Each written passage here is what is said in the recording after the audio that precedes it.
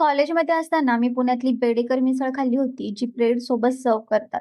भूक लागली म्हणून घुसलो, पण तेव्हा मला माहीतच नव्हतं ही मिसळ इतकी फेमस आहे. पण प्रशांत तांबले आणि काही सेलिब्रिटीचे फोटो मी पाहिले होते आणि ब्रेड पाहून माझं असं झालं होतं, की कुठे आलो यार?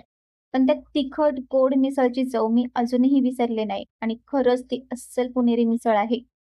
नाशिक मिसळ, कोल्हापुरी मिसळ, पुणेरी मिसळ, कोणती मिसळ चांगली यावरून नेहमी वाद ऐकायला मिळतात.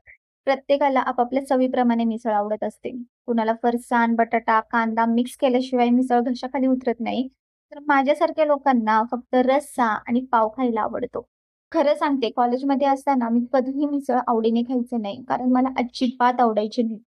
पण अचानक आवडी बदलू लागतात आणि आता मिसळ म्हटलं, की माझ्यासारखा एक्साइटेड कोण नसतं. आता मी जी घरी मिसळ बनवते, ती कोणत्या शहराची आहे मला खरंच माहीत नाही. पण सध्या तर मला आणि माझ्या नवऱ्याला हीच आवडते. आज मी व्हिडिओसाठी फरसाण टाकला आहे बरं का. Okay, bye.